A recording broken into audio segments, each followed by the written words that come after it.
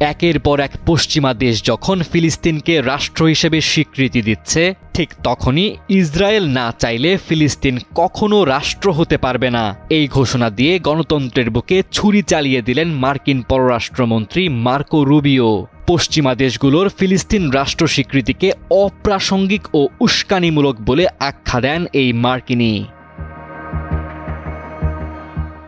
একে একে পশ্চিমা দেশগুলো যখন ফিলিস্তিনকে রাষ্ট্র হিসেবে স্বীকৃতি দিচ্ছে, তখন যুক্তরাষ্ট্র আবারও প্রমাণ করল তারা কেবল কথায় গণতন্ত্র চায়, কাজে দখলদারদের সেবা দাস। ফক্স রেডিওতে দেওয়া এক সাক্ষাৎকারে ফিলিস্তিনের ভবিষ্যৎ নির্ধারণের অধিকার শুধু ইসরায়েলের ইনিয়ে বিনিয়ে এমনটাই বলার চেষ্টা করেন মার্কিন পররাষ্ট্রমন্ত্রী।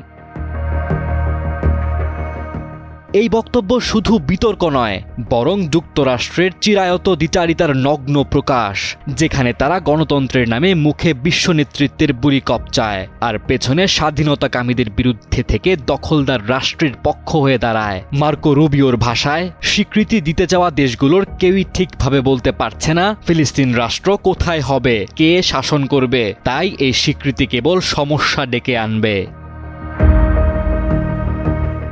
তিনি আরও দাবি করেন, এখনো ২০ জন বন্দী আটকে রেখেছে হামাস। পশ্চিমারা এভাবে ফিলিস্তিনকে স্বীকৃতি দিয়ে মূলত হামাসকে পুরস্কৃত করছে, অথচ একবিংশ শতাব্দীর বাস্তবতায় স্বাধীন রাষ্ট্রের দাবি আন্তর্জাতিক ন্যায়েরই অংশ।